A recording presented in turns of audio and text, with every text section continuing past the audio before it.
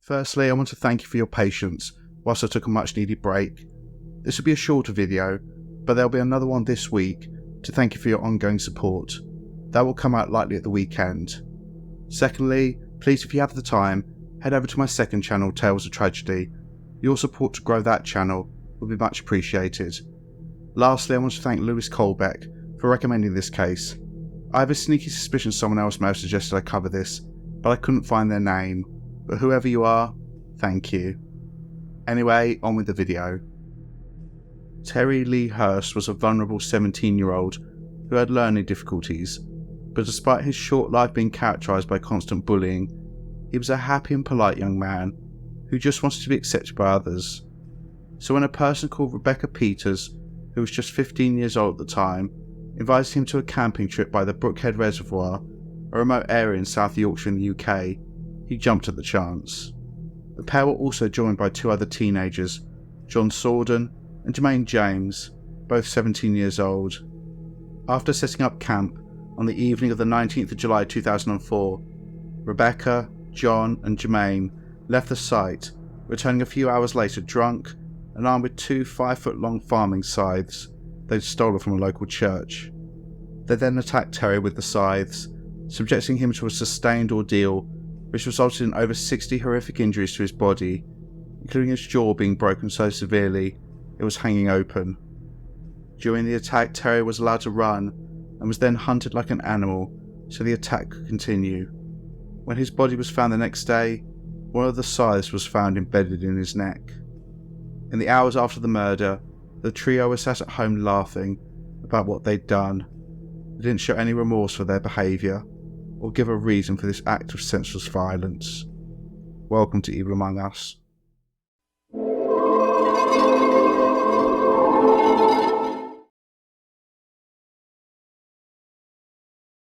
Terry Lee Hurst was born in around 1987 in Sheffield, a city in the county of South Yorkshire in the UK. Terry didn't have an easy life. He'd been diagnosed with autism at a young age. He also had a speech impediment, and when he died at the age of 17, he had the mental age of a 13-year-old. It was revealed after his death that all through his short life, he was bullied by other children who would mock his disabilities. Terry was desperate to be accepted and to make friends, and this too would be twisted by pathetic people who sought him out, with them inviting him to social functions just to mock him or take advantage of him, including using him for his money, which they would use to buy alcohol and drugs. There were also some indicated that Terry was abandoned as a child, and so at the age of 20 months old, he was fostered by a couple called Audrey and Roy Hurst, who dearly loved Terry and who tried to protect him. He was their son, and they were his parents, and they would be referred to as such. However, as Terry grew older, it became more difficult for them to intervene, and unfortunately Terry often didn't understand that people were exploiting him and were not really his friends, and so he didn't say anything to his parents, and they only found out about their son's bullying through third parties. Terry also had a brother called Richard, who was also fostered, and despite them living in different households, they were close. Despite being bullied and his underlying difficulties, Terry is described as having been a kind, outgoing and friendly teenager who was heavily involved in his local church community. Detective Inspector Tom Whiteley, who led the subsequent murder investigation, stated, quote, "He was a good lad. He's certainly not been in trouble with the police before. He was known locally as a good Samaritan. He would help anyone out and would never cause any particular problems for anyone." Terry was a kind teenager who I have no doubt would have grown into a man who wouldn't have let his disability stand in his way, and he would have done great things with his life. In my opinion, those who contribute the most in this world are not those who make the most money or those who are the most famous. They're people like Terry, those who are caring, considerate, and who think about others before themselves. However, Terry's life would come to an end at the hands of 3 evil teenagers before he reached his 18th birthday.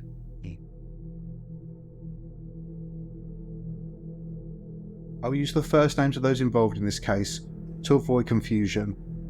There's actually very little information about the 3 perpetrators, and no clear motivation was ever established, as none of them gave any explanation for their actions, although I think it's clear why, as we'll come back to shortly. However, I think we can make some solid assumptions based on certain factors which have been published about why this horrific crime occurred. It appears that as the years have progressed, this case has been framed as Terry being attacked by 3 friends, but this was not the case at all. He was not close to any of those who took his life, and in fact, he met one of them only the day before his murder. This fact actually makes what happens even worse, as it's clear that Terry was lured to the area where he died, in my opinion to be harmed in some way, and this escalated to him being savagely murdered. The youngest of the 3 involved was 15-year-old Rebecca Peeters. She was also born in Sheffield, and in around 1989, and whilst nothing has been published about her upbringing, it's clear she was a disturbed and troubled young lady, who at this age was already known to the police due to getting into fights and threatening others, often whilst drunk. She was the only one of the trio that it appears that Terry actually knew. How is unclear. It's been indicated in reports that they both met whilst attending Sheffield College, but this is only for children over the age of 16, so this cannot be accurate. Potentially, they met each other through a mutual friend, but regardless, it's important to point out that they didn't know each other well. Potentially, they just knew each other by sight and each other's names. Despite how Rebecca may have presented herself to Terry, she would mock him behind his back, and even brag to others that she would one day like to kill him. Rebecca was friends with a 17-year-old called Jermaine James, who was known to the police, but I cannot find any information as to why. He's simply described in most reports I've read as a, quote, troubled youth. He didn't know Terry at all, and only met him the day before the murder. Both Jermaine and Rebecca were friends with 17-year-old John Sorden, who was born in around 1987 in Sheffield. By the time of the murder, he was a violent and aggressive bully. Again, it appears that he didn't even know Terry very well, and they were definitely not friends. In fact, it seems that John hated Terry and made threats to kill him weeks before the murder. The link between the pair was a girl, whose name has not been published, but she apparently went out with Terry for a short time, and then, after the relationship ended, she began a relationship with John. John Sawdon was described as an extremely possessive and controlling individual, a teenager whose aggressive and violent behaviour was clearly a front for the insecure and pathetic child he was. It appears that John was extremely jealous of the previous relationship that his girlfriend had had with Terry, and this led to a festering resentment which built over time. John had told his friends on several occasions that he wanted to kill Terry, apparently simply because he'd previously been in a relationship with his current girlfriend. He'd also threatened to kill his girlfriend's parents and firebomb their home. We'll circle back to the profile of John Sorden later, but it's important to elaborate a little bit more about his mindset to understand what happened next. Those who've watched my channel for a while will recognise a domestic abuser when they see one, an individual who, because of their own insecurities, wants to dominate and control their partners, and who sees other males as a threat. John was clearly a deeply insecure individual, given that he seems to have had an issue with his girlfriend having previous relationships before him. This is a sign of an extremely concerning mentality, which I've seen before in other domestic abusers. Some of these individuals are so fragile and so afraid of being abandoned that they will question their partners about their previous relationships, despite these having sometimes been over for years. However, they refuse to let it go. They'll say things like, "Did you love him more than me? Was he better looking than me?" They'll often form a hatred towards someone who's not even in their partner's life anymore because of their own insecurities. The fact that Terry lived in the local area, and potentially the fact that he and the girl may have been in touch in some way, although there's no evidence of this, meant that he was a threat.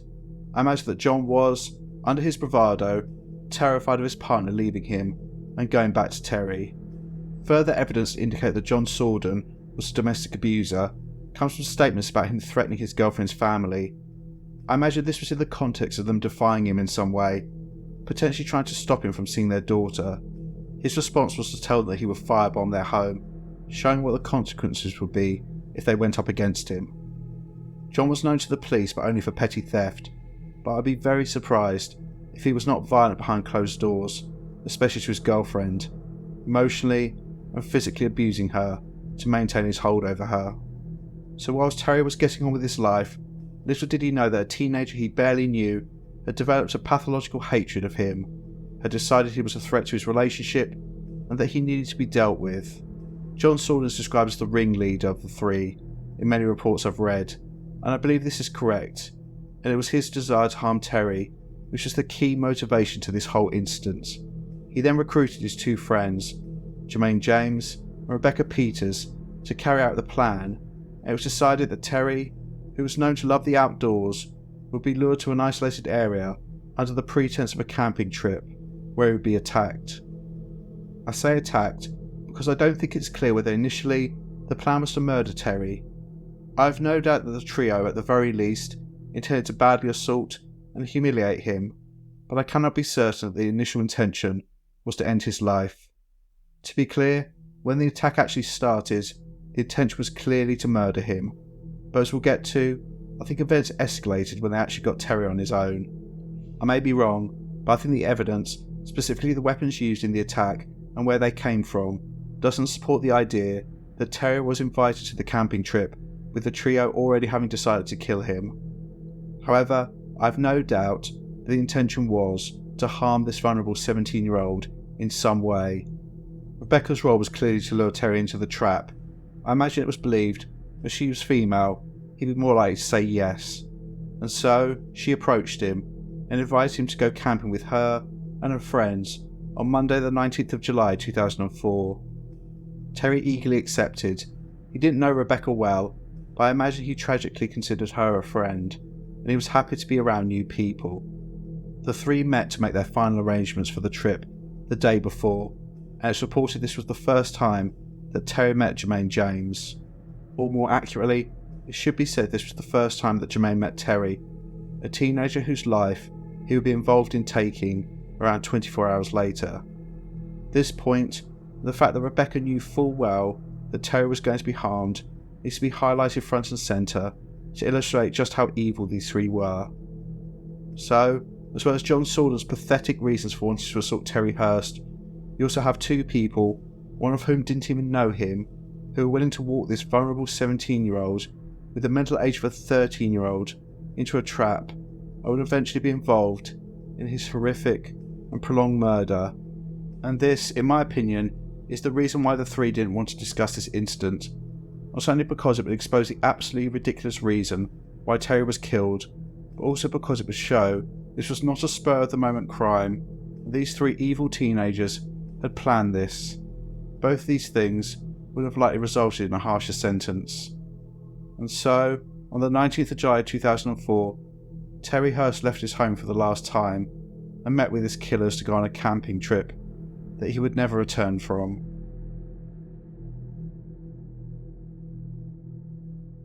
The exact details of what occurred on the night of Monday the 19th of July 2004 will never be known for sure, but I'll present the most likely sequence of events. So Terry Hurst met with Rebecca Peeters, John Sorden and Jermaine James in the small village of Bolsterstone, which lies approximately 9 miles outside of Sheffield. He was last seen with the group leaving the village at around 5 p.m. They then travelled a further 1.5 miles outside the village to the banks of the Broomhead Reservoir, where they set up camp. It's not specifically stated in any reports why this site was chosen, but it's indicated that John and Rebecca both lived nearby, so clearly one or both knew the area well, and it's likely they chose this location due to being isolated. At some point during the evening, there was apparently an argument, most likely between Terry and John. What this was about is unclear, but I imagine that Terry was confronted about his previous relationship with John's current girlfriend. Terry likely gave as good as he got, potentially calling John out on his ridiculous obsession. At this point, the three perpetrators left Terry alone and first went to John's house, where they drank a considerable amount of alcohol, and it appears like he took drugs, potentially ecstasy, as they were reported to have taken pills. I imagine at this point, John was fuming and was again making threats to kill Terry. In the late evening, a few hours after leaving the campsite, they made their way back and walked through the village of Bolsterstone. They broke into a garden shed in the graveyard of St Mary's Church in what I think was likely a petty act of vandalism and theft, but within the shed they found 2 5-foot-long scythes. I think it was at this point, finding these items, that they decided they were going to kill Terry Hurst, and they had found the weapons they were going to use to end his life. Scythes are pieces of practical farming equipment, but they are also visually terrifying, with some being almost 2 meters in length, with a curved, often razor-sharp blade which can be up to a metre long itself. Scythes have become synonymous with death due to images of the Grim Reaper holding one, which he uses to reap the souls of the departed. In addition, images of scythes have been used to promote horror films, specifically to instill in us the sense of absolute terror we would feel seeing it in the hands of someone who was chasing us, and the pain and suffering we would endure being attacked with such a weapon. This nightmare scenario was Terry Hurst's reality, but he was completely unaware of what was about to happen to him. In the hours since he'd been left alone at the campsite, he'd fallen asleep in his tent. When the trio returned to the campsite, they initially placed the two scythes on the ground and approached Terry's tent. They grabbed hold of his ankles and dragged him out into the open and set upon him. Terry was punched, stamped on and kicked by all three. The attack was sadistic, with Terry being deliberately allowed to get up and run away before being chased, pulled to the floor, and the assault continuing. This happened at least 3 times. Terry was only wearing his boxer shorts and had no shoes on, so he was not able to get very far, and each time he was allowed to run, he'd receive more injuries, so by the last time, he was essentially trying to crawl away. The scythes were then picked up and used to maximum effect to inflict horrific injuries on Terry's body, all whilst he was still alive and aware of what was happening to him. Who wielded these weapons is unclear, but reports seem to indicate that John Sorden used one, whilst Rebecca Peeters and Jermaine James alternated between using the second scythe. The scythes were swung and repeatedly brought down on Terry, who was lying on the floor defenceless. He suffered more than 60 injuries in the sustained attack, and this included deep slash and stab wounds over his body from the scythe blades, but also in his hands, where he tried to fend off the blows. Several of the most powerful blows were aimed at Terry's head, with him receiving multiple skull fractures. One broke his jaw so severely that it hung open, and another knocked some of his teeth out, which were later found in his throat. The force used during the attack resulted in both scythes eventually breaking. Eventually, a bag was placed over Terry's head, and an attempt was made to suffocate him. When this failed to kill him, all three stamped on his head, over and over again. The catalogue of injuries that Terry received was so extensive that the subsequent autopsy could not determine at what point he died and which of the injuries he received eventually ended his life. It may have potentially been the last wound inflicted which killed him, although it's unclear whether Terry was already dead at this point. This last wound involved one of the murderers swinging the scythe and embedding the blade in Terry's neck. No effort was made to remove the scythe, and seeing that he was dead, they dragged Terry and dumped him in a ditch, with the blade still lodged in his body. All three then left and returned to Rebecca's home, where they were reported to have continued drinking, and then, in the morning, eaten bacon sandwiches cooked by her mother, whilst openly laughing and bragging about the murder. A detail that I'm not sure is accurate, but if it is, speaks to the mindset of Rebecca, is that she apparently wore Terry's shoes home after the murder.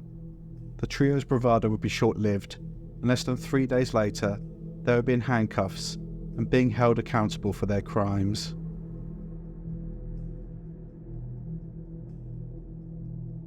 In the early hours of Tuesday the 20th of July 2004, around 10 hours after the murder, a farmer found Terry's badly mutilated body and called the police. They descended on the scene, as well as recovering the scythe, which had been left in Terry's body. They also found the other murder weapon nearby, with it simply having been discarded in some grass near the site of the initial attack. An experienced detective later stated that Terry's injuries were the worst he'd ever seen. The police quickly got to work on identifying the perpetrators, and they almost immediately identified John Sorden, Rebecca Peeters, and Jermaine James as being the likely perpetrators.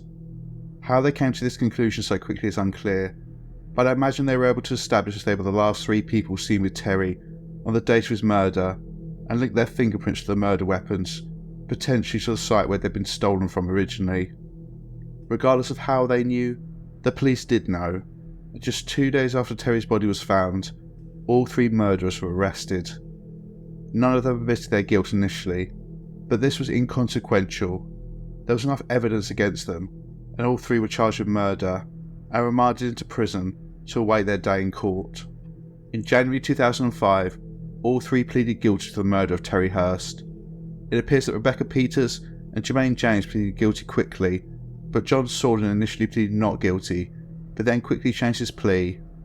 His change of heart appears, from a report I've read, to have been in large part due to the fact that Rebecca stated that she would testify against him at his trial, and so he had no choice but to admit what he'd done.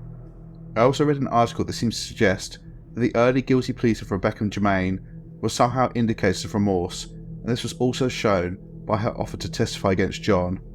I think it's important to dispel this notion. People do feel remorse for crimes they committed, even serious ones, but this is rarely the case with murderers, those who have set out with deliberate intent to kill someone. They often feel completely justified, even proud about what they've done. Guilty pleas in these situations are almost always about seeing that the writing is on the wall and trying to reduce the punishment. As for Rebecca offering to testify against John, this was essentially saying, I'm screwed, and I'm going to make sure you're screwed too. This had nothing to do with remorse for killing Terry. The trio's utter lack of genuine remorse is also shown by the fact that during the court case, none of them is reported to have shown any emotion at any point. Sentencing was adjourned to the 10th of March 2005, when the three killers stood before Mr. Justice Andrew Smith.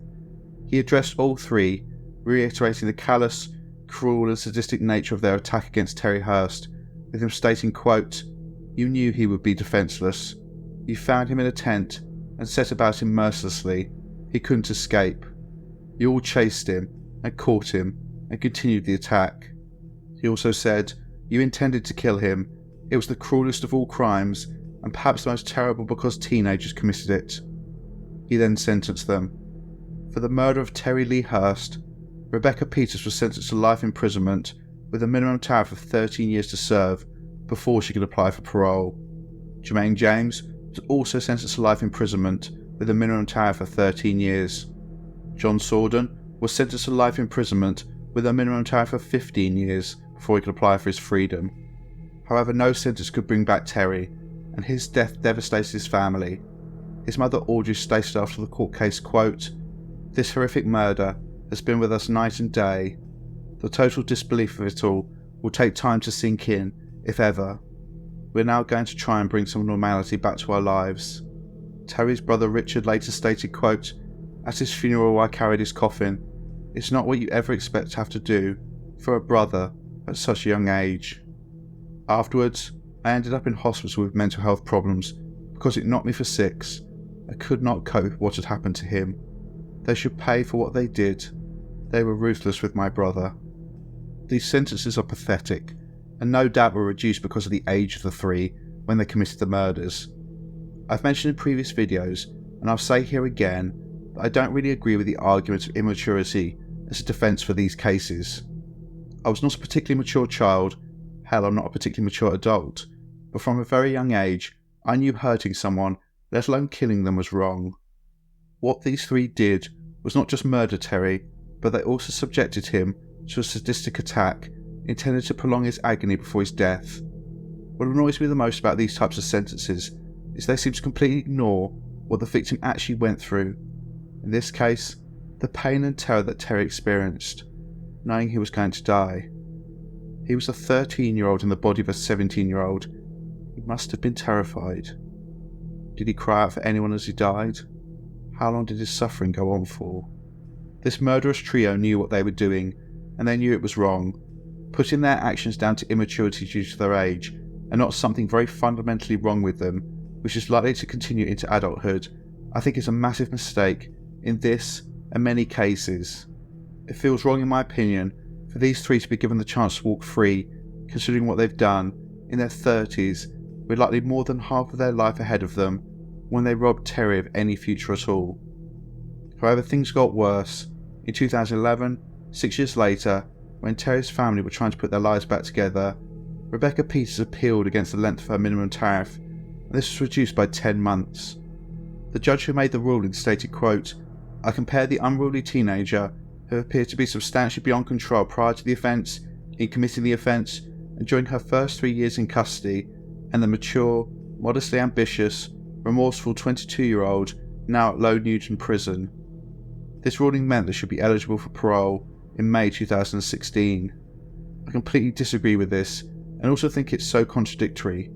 Personally, I think if you genuinely feel remorse and want to show it, you take your punishment without complaint.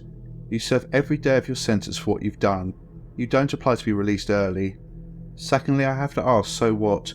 So what if she's done well in prison? So what if she now feels remorse? Those are things the parole board can take into account later. Why should it affect the sentence she originally got, which, as I said, was very lenient in the first place? As to what has happened to the three of them, there are no reports post-2011. We do not know if they're free or still in jail. I would suspect, considering the apparently glowing report that Rebecca received in 2011, she would very likely have been granted parole some time ago and is now out there in the world, likely living under an assumed name. Similarly, with Jermaine James, he would have been eligible for parole in around 2017, and I would suspect in the 7 years since, he would likely have been released. With regards to John Sorden, he would have been eligible for parole from around 2019. As we'll get to in the next section, he was clearly the ringleader and the most concerning of the three, and I can only hope that he's still behind prison walls, as he is a dangerous domestic abuser who thinks nothing of eliminating people, especially former boyfriends of his partners, who, due to his twisted, pathetic personality, he sees as rivals to him controlling those he's in a relationship with. In general, there was very little reporting about this case at the time, which is surprising and saddening, as it appears the ordeal that Terry Lee Hurst went through and the horrific nature of his death was not publicised, and his story has been all but forgotten. I will admit, before this case was recommended, I never heard about it.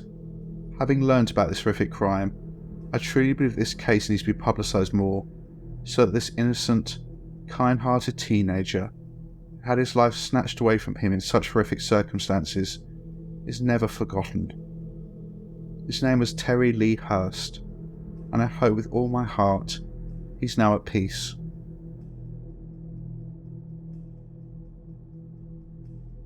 As I've said in the video, the motivation for this crime has never been definitively established. By pleading guilty to the murder, Rebecca Peeters, Jermaine James, and John Sawdon didn't have a trial where any of them testified. I think if Rebecca had testified against John, then what happened would have been better understood, but without that, we can only speculate. However, I think, as I've highlighted along the way, there are indicators of why this happened, and all roads lead to Sorden, so I'll begin with him. What stood out during the police investigation, and which I think is vitally important to understanding what happened, is John Sorden's apparently baseless, pathological hatred of Terry Hurst, simply because he'd been in a relationship with his girlfriend. As I said earlier, this is an indicator of him being a domestic abuser, an individual who wished control his intimate partners, and who saw any man as a threat to his control within this environment. I say this from experience of interviewing people who fit this mould. I've mentioned in at least 2 videos about a case where a man was so pathologically jealous that he accused his partner of having sex with their dead husband's ashes, and used this to illustrate just how twisted these types of people can be. Some of these individuals feel threatened by men who are no longer even in their partner's life anymore. These types of people appear to want their partners to have never been in a relationship with any man, or even spoken to one. The rationale here is they are so weak, so pathetic, so insecure, they see threats everywhere. An ex-boyfriend is a potential rival, someone they can be left for. I imagine John Sorden was a controlling piece of shit, threatening his girlfriend's parents, likely threatening and assaulting her, all in order to completely control and dominate her, and he couldn't accept that she'd been in a relationship with another man, even though this was over and had nothing to do with him. He would undoubtedly have brought up Terry frequently. Did you love him? Do you still think about him, etc.? Even though his girlfriend would likely tell him 1,000,000 times the relationship was over, he would not have accepted this. Terry was still around. He was a threat. He needed to be dealt with. As I said earlier, I'm not confident that the intention initially was to murder Terry, given that it doesn't appear a weapon was brought to the location where he died. If the plan was to murder Terry from the beginning, then it would be logical for a knife or other weapon to be brought with them initially, and not for them to go looking for something to kill him with after arriving at the campsite. However, I have no doubt that John Sorden wanted to harm Terry, likely beat him up severely and humiliate him for daring to have been in a relationship with his girlfriend, to deal with the threat that only existed in his mind. But he needed recruits, useful idiots to lure Terry into an ambush. This included Rebecca Peeters, who, by the age of 15 years old, had a drink problem and a history of violence when under the influence. Not much is known about her background, but I imagine she was a girl who, for whatever reason, felt powerless in her life and had turned to drink to manage this. In order to feel more in control, she resorted to violence. Like most bullies, she targeted those weaker than her, and she appeared to fixate on Terry Hurst. He was vulnerable and completely inoffensive, and I think that was the point. She saw him as an easy mark, someone she could assault, someone who would be unlikely to fight back, or potentially even report her to the authorities. However, it potentially went further than that. Her statements of wanting to kill him, I think, are a reflection of her having homicidal fancies, thoughts of killing people, wielding the ultimate form of control over someone by taking their life. I imagine she was approached first by John and likely jumped at the chance of being involved in the attack on Terry. She could get that sense of power she'd been fantasizing about, and also likely an adrenaline rush from the violence. The pair then likely spoke to Jermaine James. His motivations for getting involved are unclear, but I think it's important to reiterate that he didn't even know Terry and didn't meet him until 24 hours before his death. I think this says a lot about him. The fact he was willing to assault someone who was essentially a complete stranger to him indicates that he was an individual who likely also got off on the power that he got from acts of violence. Likely, when he met Terry, he, like Rebecca, saw him as an easy target. He was vulnerable, and he believed he could do whatever he wanted to him, likely without consequence. It's important to cover these details to counter the later news reports that Terry was killed by his 3 friends. These worthless pieces of flesh didn't care about him. They were not his friends. He was only invited on this trip because the intention was to cause him harm. However, whatever the plan was initially, at the campsite there was an argument. I imagine the trio found that Terry wasn't as passive as they thought, or were hoping, and he likely gave as good as he got when they mocked him, or John questioned him about his previous relationship with his girlfriend. The trio then left, and I imagine it was John who was consumed with rage. How dared Terry stand up to him? No doubt he was talking about how he was going to kill Terry. They then got drunk, and likely took drugs, and this would have inevitably emboldened the 3. This is where the issue of group dynamics comes in, with each likely feeding off each other, justifying killing Terry. So for example, when John spoke about killing him, Rebecca and Jermaine likely piped up and said, "Yeah, let's do it," giving them all the confidence to follow through with escalating their behaviour.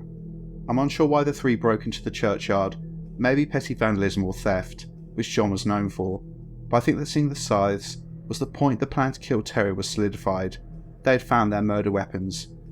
As I said earlier, scythes are visually terrifying items, and I've no doubt the 3 imagined the horror in Terry's face when he saw them, knowing he'd fucked with the wrong people, and the damage they would inflict when swinging the blades into his body. They then returned to the campsite, weapons in hand. Again, group dynamics played a part in the attack. At the core was John Sorden. He wanted to completely destroy Terry, cause him as much pain and fear as possible before taking his life, as well as giving him false hope that he would survive this ordeal, hence why he was allowed to run, before being chased and caught again like a hunted animal. Whilst it's not clear who inflicted what injuries, I find it hard to imagine that John Sorden was not the primary antagonist. However, seeing him engaging in this sadistic crime gave permission to Rebecca and Jermaine to act on their own violent fantasies, and they became involved. In turn, John felt confident in continuing the assault and escalating the level of violence because of his co-defendant's participation. Each fed off the other, and each likely wanted to outdo the brutality of the others to impress their fellow monsters and have something to brag about later. The inhumanity of these 3 is also shown by how they left Terry's body, still with the scythe blade embedded in his neck. This was clearly intentional. They wanted someone to find him in this horrific state, with the murder weapon protruding from his body. Also, if the reports are true that Rebecca walked home wearing Terry's shoes, this again shows another level of evil, with her essentially taking a trophy of the murder. The sadistic, prolonged torture and murder of Terry Hurst appears to be utterly forgotten when Rebecca Peeters was later praised for her behaviour in prison and had her sentence reduced. Hopefully, she's addressed her underlying issues, and if she's out, she's trying to live an offence-free life, but her previous statements about wanting to kill someone and the utter brutality of her crimes makes me question whether there is something deep and dark inside of her that means, if circumstances presented itself, she would feel nothing about victimising and killing someone she considered weaker than her if she believed it would make her feel powerful. The same with Jermaine James. Whilst little has been publicised about him, the fact he was willing to murder a vulnerable teenager he didn't even know again suggests something deeply disturbed about him, and I think this will make him a risk for the rest of his life. And lastly, there's John Sorden. I think he is the most dangerous of the three. He was the ringleader of the group, the one who orchestrated this whole plan. His motivation, I believe, was to maintain control over his girlfriend, and in order to do this, he felt he needed to abuse and eventually eliminate Terry, her previous boyfriend. This suggests not only that he's a danger to partners, with him doing whatever it takes to control them, but also anyone they've ever been in a relationship with him believing, in his deranged and unstable mind, that they need to be removed from the picture completely in order to make sure he doesn't lose control of these women. Potentially, in the future, a man could get a knock on the door with John, a complete stranger to them, stood on the other side, with them being attacked or potentially killed because they went out with someone years ago who he's now in a relationship with. Again, like his co-defendants, I think he'll be a risk to others for the rest of his life. So, had you heard about this murder before? This case again raises the issue about sentences for those under the age of 18 years old. What do you think? Do you think children should be given lesser sentences for murder? Please leave your thoughts in the comments below. If you like the content, then consider becoming a channel member by clicking the join button. You can also send a one-off donation to support the channel by using the thanks button. Please like, share and subscribe. Take care, and I'll see you in the next one.